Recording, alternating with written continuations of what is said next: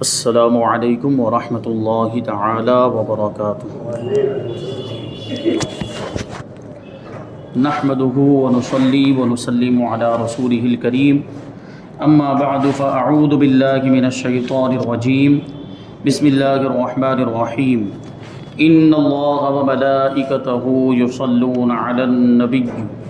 یا ایہا الذین آمنوا صلوا علیہ وسلموا تسلیما۔ اللہم صلی علی سیدنا ومولانا محمد معدن الجود والکرم وآلہ الکرام وابنہ الکریم وبارک وسلم صلاۃ وسلاما علیک یا رسول اللہ صلی اللہ تعالی علیہ وسلم۔ حضور پاک صلی اللہ علیہ وسلم کے مبارک اخلاق کا اور کردار کا ذکر چل رہا ہے۔ حضور پاک صلی اللہ علیہ وسلم کی عقل کے بارے میں بتائیں گے۔ فرماتے ہیں چونکہ تمام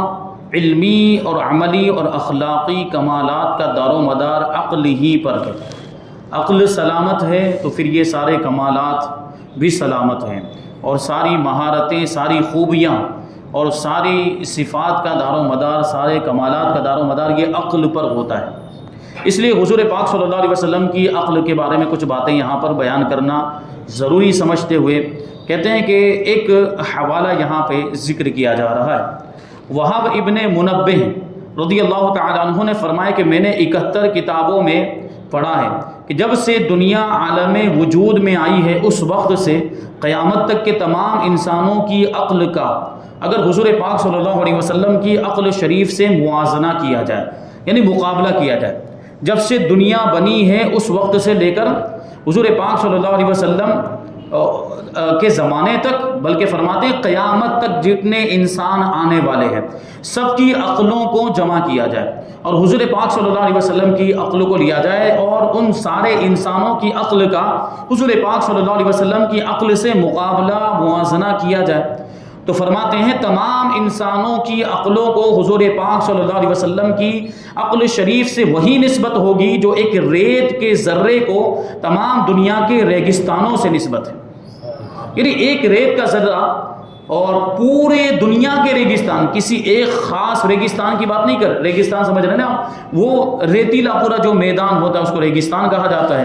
تو پورے ریگستان کے مقابلے میں ایک ریت کا ذرہ کیا حیثیت رکھتا ہے؟ حضور پاک صلی اللہ علیہ وسلم کی عقل مبارک کے مقابلے میں سارے انسانوں کی عقل وہی حیثیت رکھتی ہے۔ اب سوچیں آپ کہ حضور پاک صلی اللہ علیہ وسلم کو اللہ تبارک و تعالیٰ نے کیسی کامل اور مکمل عقل مبارک عطا فرمائی ہوگی۔ حضور پاک صلی اللہ علیہ وسلم کی عقل مبارک کا کوئی مقابلہ ہی نہیں کر سکتا، یعنی تمام انسانوں کی عقلیں ایک ریت کے ذرے کے برابر ہیں اور حضور پاک صلی اللہ علیہ وسلم کی عقل شریف تمام دنیا کے ریگستانوں کے برابر ہے۔ یہ تو مثال کے طور پر سمجھایا گیا۔ اس حدیث کو ابو نعیم محدث نے حلیہ میں روایت کیا اور محدث ابن عساکر نے بھی اس کو روایت کیا ہے۔ اب حضور پاک صلی اللہ علیہ وسلم کی حلم و عفو کی بات کرتے ہیں۔ حلم کا معنی ہوتا ہے قوت برداشت کرنے کی طاقت، اور عفو معنی معاف کر دینا، درگزر کرنا۔ یہ دو صفتیں حضور پاک صلی اللہ علیہ وسلم کی ذات میں کوٹ کر بھری ہوئی تھی، اور اس انداز میں حضور پاک صلی اللہ علیہ وسلم کی ذات بابرکت سے ان دونوں صفتوں کا اظہار ہوتا تھا کہ بسا اوقات یہ حلم و عفو کی خوبی کو دیکھ کر لوگ حضور سے قریب ہو جاتے تھے، اور بہت سے ایسے غیر مسلم اور کفار ہوتے جو حضور کے حلم و عفو و درگزر کو دیکھ کر مسلمان بھی ہو جایا کرتے تھے۔ یہ خوبیاں ایسی ہیں۔ فرماتے ہیں حضرت زید بن ثعلبہ رضی اللہ تعالیٰ عنہ جو پہلے ایک یہودی عالم تھے، انہوں نے حضور پاک صلی اللہ علیہ وسلم سے کھجوریں خریدی تھی۔ کھجوریں دینے کی مدت میں ابھی 1-2 دن باقی تھے کہ انہوں نے بھرے مجمع میں حضور پاک صلی اللہ علیہ وسلم سے انتہائی تلخ و ترش لہجے میں سختی کے ساتھ تقاضا کیا، یعنی کھجوریں خریدی تو ظاہر سی بات وہ مطالبہ کر رہا تھا۔ یہ حضرت زید بن ثعلبہ جب وہ مسلمان نہیں تھے، جب یہودی تھے، اس وقت کی یہ بات ہے، تو انہوں نے مطالبہ کیا، حالانکہ ابھی کھجوریں سپرد کرنے کا جو وقت تھا وہ آیا نہیں، اس سے پہلے ہی وہ مانگنے لگ گئے زید بن ثعلبہ، اور بڑے سخت انداز میں تقاضا کیا، اور آپ کا دامن اور چادر پکڑ کر نہایت تند و تیز نظروں سے آپ کی طرف دیکھا اور چلا کر یہ کہا کہ اے محمد صلی اللہ علیہ وسلم، تم سب عبد المطلب کی اولاد کا یہی طریقہ ہے کہ تم لوگ ہمیشہ لوگوں کے حقوق ادا کرنے میں دیر لگایا کرتے ہو اور ٹال مٹول کرنا تم لوگوں کی عادت ہو چکی ہے۔ معاذ اللہ ایسی گستاخی انہوں نے کی۔ یہ ان کی جو ہے کہ وہ جب مسلمان نہیں ہوئے تو جب کی بات، اور اس کی وجہ بھی ابھی سامنے ہے کہ انہوں نے ایسا کیوں کیا تھا۔ وہ یہودیوں کے عالم تھے. تو جب یہ بات ہوئی انہوں نے اس طرح سے طعنہ دیا، یہ منظر دیکھ کر حضرت فاروق اعظم رضی اللہ تعالیٰ عنہ آپے سے باہر ہو گئے اور نہایت غضبناک اور زہریلی نظروں سے گھور گھور کر کہا کہ اے خدا کے دشمن، تو خدا کے رسول سے ایسی گستاخی کر رہا ہے. خدا کی قسم اگر حضور صلی اللہ علیہ وسلم کا ادب مانع نہ ہوتا تو میں ابھی اپنی تلوار سے تیرا سر اڑا دیتا. یہ فاروق اعظم کا جوش ایمان تھا. اور حضور پاک صلی اللہ علیہ وسلم کی شان میں کوئی گستاخی کرے، یہ فاروق اعظم اور دیگر صحابہ اکرام کبھی بھی ہرگز یہ برداشت نہیں کر سکتے تھے. یہ سن کر حضور پاک صلی اللہ علیہ وسلم نے ارشاد فرمایا کہ اے عمر، تم یہ کیا کہہ رہے ہو؟ تمہیں تو یہ چاہیے تھا کہ مجھ کو ادائے حق کی ترغیب دے کر، یعنی حق ادا کرنا، جو کھجوریں اس کی میرے اوپر ہے اس کو ادا کرنے کی رغبت دیتے اور اس کو نرمی کے ساتھ تقاضا کرنے کی ہدایت کر کے ہم دونوں کی مدد کرتے. دیکھیے حالانکہ ابھی کھجوریں دینے کا وقت نہیں آیا تھا، لیکن پھر بھی حضور پاک صلی اللہ علیہ وسلم کیا ارشاد فرماتے، اے عمر تمہیں تو مجھے نصیحت کرنی چاہیے کہ حضور کھجوریں دے دیں، اور اس سے کہنا چاہیے تھا کہ وہ تقاضا کرے لیکن نرمی کے ساتھ کرے. یہ جس انداز میں، جو گستاخانہ انداز میں جو تقاضا کر رہا ہے، اس کو اس انداز میں یہ تقاضا نہیں کرنا چاہیے، گستاخی نہیں کرنی چاہیے. یعنی دونوں کو تمہیں سمجھانا چاہیے. کون کہہ رہا ہے؟ حضور پاک صلی اللہ علیہ وسلم فاروق اعظم سے ارشاد فرماتے. پھر آپ نے حکم دیا کہ اے عمر، اس کو اس کے حق کے برابر کھجوریں دے دو اور کچھ زیادہ کھجوریں بھی دے دو. حضرت عمر رضی اللہ تعالیٰ عنہ نے جب حق سے زیادہ کھجوریں دی تو حضرت زید بن ثانہ رضی اللہ تعالیٰ عنہ نے کہا کہ اے عمر، میرے حق سے زیادہ کھجوریں کیوں دے رہے ہو؟ آپ نے فرمایا کہ چونکہ میں نے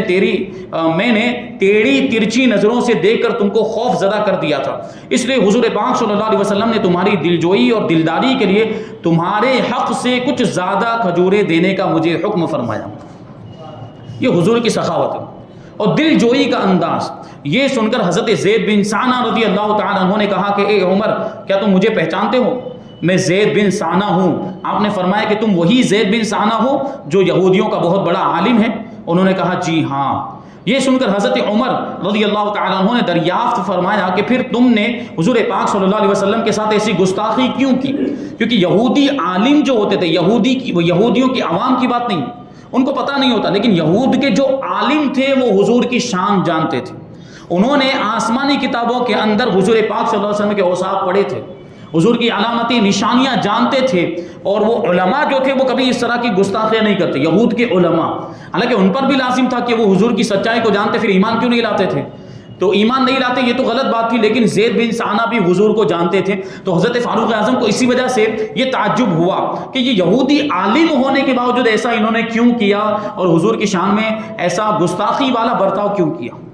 تو حضرت زید بن ثانہ رضی اللہ تعالیٰ عنہ نے جواب دیا کہ اے عمر، دراصل بات یہ ہے کہ میں نے توریت میں نبی آخر الزماں کی جتنی نشانیاں پڑھی تھیں ان سب کو میں نے حضور پاک صلی اللہ علیہ وسلم کی ذات میں دیکھ لیا، مگر 2 نشانیوں کے بارے میں مجھے ان کا امتحان کرنا باقی رہ گیا تھا. ایک یہ کہ ان کا حلم جہل پر غالب رہے گا. حلم یعنی قوت برداشت کرنے کی طاقت جہالت پر غالب رہے گی، اور جس قدر زیادہ ان کے ساتھ جہالت والا برتاؤ کیا جائے گا اسی قدر ان کا حلم بڑھتا چلا جائے گا، یعنی برداشت کی قوت بڑھتی چلی جائے گی. اب اس واقعے کو پھر سے اپنے ذہن میں لائیں کہ پہلے والا ابھی جو واقعہ بیان کیا گیا کہ کیسے حضور پاک صلی اللہ علیہ وسلم نے حلم کا مظاہرہ کیا اور اس کو معاف کر دیا. چنانچہ میں نے، یعنی وہ حضرت زید بن ثانہ کہتے ہیں کہ میں نے اس ترکیب سے ان دونوں نشانیوں کو بھی ان میں دیکھ لیا، اور میں شہادت دیتا ہوں کہ یقیناً یہ نبی برحق ہیں. اور اے عمر، میں بہت ہی مالدار آدمی ہوں، میں تمہیں گواہ بناتا ہوں کہ میں نے اپنا آدھا مال حضور صلی اللہ علیہ وسلم کی امت پر صدقہ کر دیا. پھر یہ بارگاہ رسالت میں آئے اور کلمہ پڑھ کے دامن اسلام میں آ گئے. یہ اخلاق، حضور کے اخلاق و کردار کا عالم کہ لوگ حضور پاک صلی اللہ علیہ وسلم کے اخلاق کو دیکھ کر بھی مسلمان ہو جاتے تھے.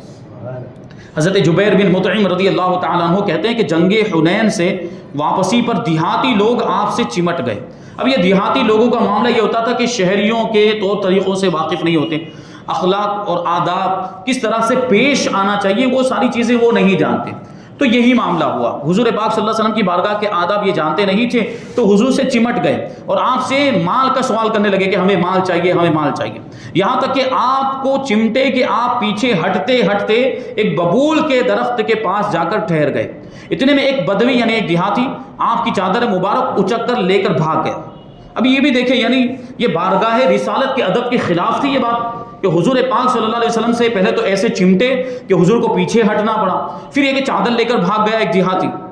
پھر آپ نے کھڑے ہو کر ارشاد فرمایا کہ تم لوگ میری چادر تو مجھے واپس دے دو، اگر میرے پاس ان جھاڑیوں کے برابر چوپائے یعنی جانور ہوتے تو میں ان سب کو تمہارے درمیان تقسیم کر دیتا ہوں، تم لوگ مجھے نہ بخیل پاؤ گے یعنی کنجوس نہیں پاؤ گے، نہ جھوٹا پاؤ گے، نہ بزدل پاؤ گے، یعنی ابھی میرے پاس کچھ نہیں، اگر میرے پاس کچھ ہوتا تو میں تمہیں ضرور دیتا۔ لیکن دیکھیں حضور پاک صلی اللہ علیہ وسلم نے جو انہوں نے بدتمیزی کی تھی اور بے ادبی والا معاملہ کیا تھا اس کا کوئی جواب نہیں دیا اور اس کا بدلہ بھی نہیں لیا، یہ حلم کا معاملہ تھا۔ حضرت انس رضی اللہ تعالیٰ عنہ کا بیان ہے کہ میں حضور پاک صلی اللہ علیہ وسلم کے ہمراہ چل رہا تھا اور آپ ایک نجرانی چادر اوڑے ہوئے تھے جس کے کنارے موٹے اور کھردرے تھے،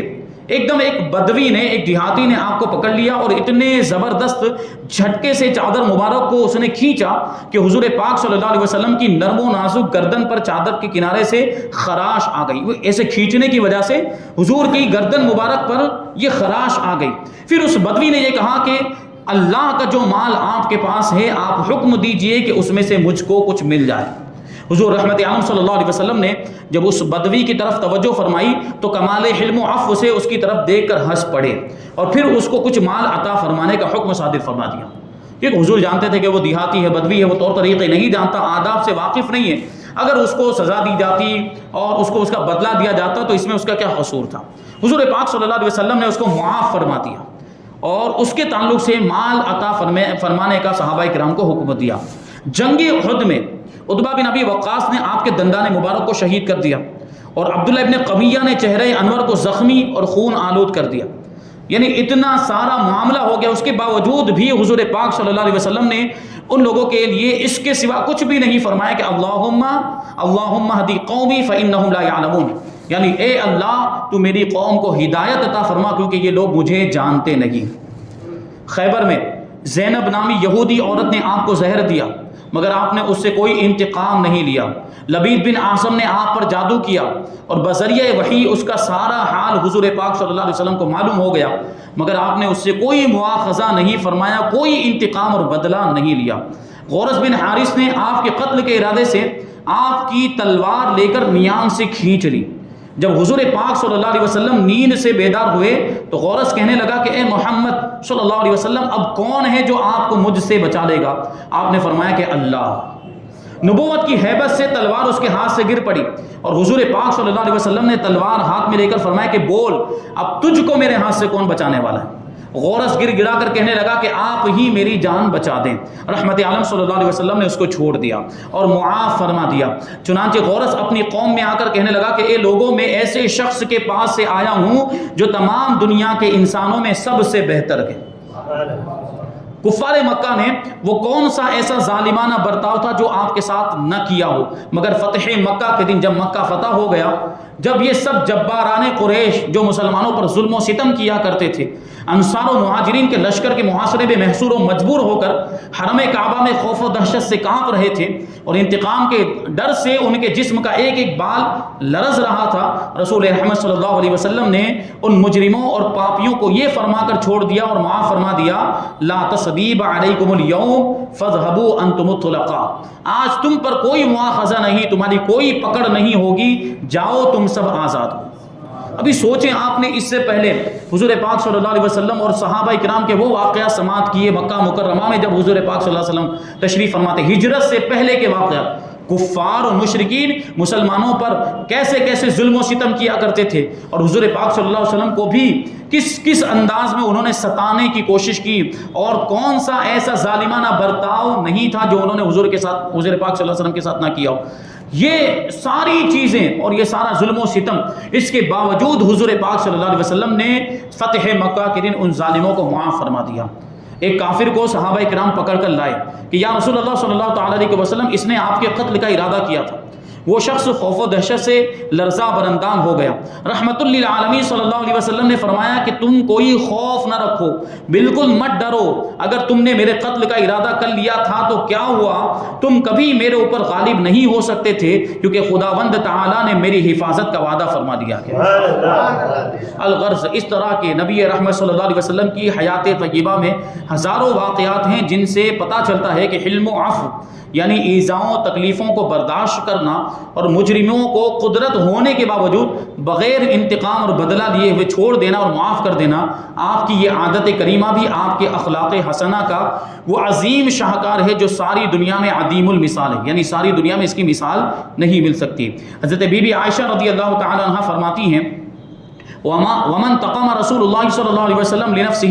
الا ان تنتہک حرمت اللہ تعالی، کہ نبی پاک صلی اللہ علیہ وسلم نے اپنی ذات کے لیے کبھی بھی کسی سے انتقام نہیں لیا۔ جہاں بھی حضور کے ذات کے معاملات ہوتے ہیں وہاں حضور پاک صلی اللہ علیہ وسلم انتقام نہیں لیتے۔ ہاں البتہ اللہ کی حرام کی ہوئی چیزوں کا اگر کوئی مرتکب ہوتا تو ضرور اس سے مواخذہ فرماتے، یعنی کوئی ایسا جرم کر لیتا جس کا تعلق اللہ تبارک و تعالیٰ کے حقوق سے ہوتا تو پھر حضور پاک صلی اللہ علیہ وسلم اسے انتقام لیتے۔ جیسے جو اسلامی سزائیں ہیں، اگر کوئی ان کا مرتکب، کوئی زنا کا مرتکب ہو جاتا اور زنا ثابت ہو جاتا تو اس پر اسلامی سزا نافذ کی جاتی۔ اگر وہ غیر شادی شدہ ہوتا تو 100 کوڑے لگائے جاتے، اور اگر وہ شادی شدہ ہوتا تو اس کو سنگسار کر دیا جاتا۔ اگر کوئی چوری کر لیتا تو اس کی سزا تھی ہاتھ کاٹنا، تو اس کے ہاتھ کاٹ دیے جاتے تھے۔ یہ جو سزائیں اللہ تعالیٰ کی طرف سے مقرر کی گئی تھی، اس میں حضور پاک صلی اللہ علیہ وسلم عفو و درگزر سے کام نہیں لیتے تھے، یہ سزائیں نافذ کی جاتی تھی، کیونکہ یہ اللہ تبارک و تعالیٰ کی طرف سے یہ سزائیں مقرر کی گئی تھیں۔ لیکن حضور پاک صلی اللہ علیہ وسلم کے عفو درگزر اور حلم اور قوت برداشت کا معاملہ تھا۔ اب تواضع کے بارے میں فرماتے ہیں، تواضع اور انکساری۔ حضور پاک صلی اللہ علیہ وسلم کی شان تواضع بھی سارے عالم سے نرالی تھی۔ اللہ تعالیٰ نے آپ کو یہ اختیار عطا فرمایا کہ اے حبیب، اگر آپ چاہیں تو شاہانہ زندگی بسر کریں، یعنی بادشاہوں والی زندگی، عیش و عشرت والی زندگی بسر فرمائیں، اور اگر آپ چاہیں تو ایک بندے کی زندگی گزاریں، تو آپ نے بندہ بن کے زندگی گزارنے کو پسند فرمایا۔ یہ تواضع اور انکساری تھی حضور پاک۔ حضرت اسرافیل علیہ السلام نے آپ کی یہ تواضع دیکھ کر فرمایا کہ یا رسول اللہ صلی اللہ تعالی علیہ وسلم، آپ کی اس تواضع کے سبب سے اللہ تعالیٰ نے آپ کو یہ جلیل القدر مرتبہ عطا فرمایا ہے کہ آپ تمام اولاد آدم میں سب سے زیادہ بزرگ اور بلند مرتبہ ہیں۔ یہ سارے انسان آ گئے اس میں، اولاد آدم میں تو سارے انسان، تو سارے انسانوں میں سب سے بڑا مرتبہ حضور پاک کا۔ اور قیامت کے دن سب سے پہلے آپ اپنی قبر انور سے اٹھائے جائیں گے، اور میدان حشر میں سب سے پہلے آپ ہی شفاعت فرمائیں گے، بلکہ شفاعت کا دروازہ ہی حضور کھولیں گے۔ اس کے بعد دوسرے لوگوں کو شفاعت کا اختیار ملے گا، سب سے پہلے حضور کو شفاعت کا اختیار ملے گا۔ حضرت ابو امامہ رضی اللہ تعالیٰ عنہ راوی ہیں کہ حضور اقدس صلی اللہ علیہ وسلم اپنے عصا مبارک پر ٹیک لگاتے ہوئے کاشانہ نبوت سے باہر تشریف لائے، تو ہم سب صحابہ کرام تعظیم کے لیے کھڑے ہو گئے۔ یہ دیکھ کر تواضع کے طور پر حضور نے یہ ارشاد فرمایا کہ تم لوگ اس طرح نہ کھڑے رہا کرو جس طرح عجمی لوگ ایک دوسرے کی تعظیم کے لیے کھڑا رہا کرتے ہیں۔ میں تو ایک بندہ ہوں، بندوں کی طرح کھاتا ہوں اور بندوں کی طرح بیٹھتا ہوں۔ یہ حضور کی تواضع، ورنہ مرتبہ تو کیسا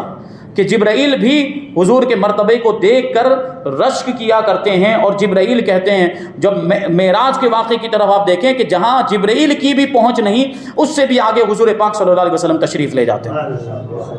لیکن یہ تواضع ہے۔ حضرت بی بی عائشہ رضی اللہ تعالی عنہا کا بیان ہے کہ حضور تاجدار دو عالم صلی اللہ علیہ وسلم کبھی کبھی اپنے پیچھے سواری پر اپنے کسی خادم کو بھی بٹھا لیا کرتے تھے۔ ترمذی شریف کی روایت ہے کہ جنگ قریظہ کے دن آپ کی سواری کے جانور کی لگام چھال کی رسی سے بنی ہوئی تھی۔ کھجور کی جو چھال ہوتی ہے، یہ سادگی کا عالم، یہ سادگی بتانا چاہتے ہیں حضور پاک صلی اللہ علیہ وسلم کی، کہ جنگ قریظہ کے موقع پر حضور کی سواری کے جانور کی جو لگام تھی وہ کھجور کی چھال کی بنی، انتہائی معمولی۔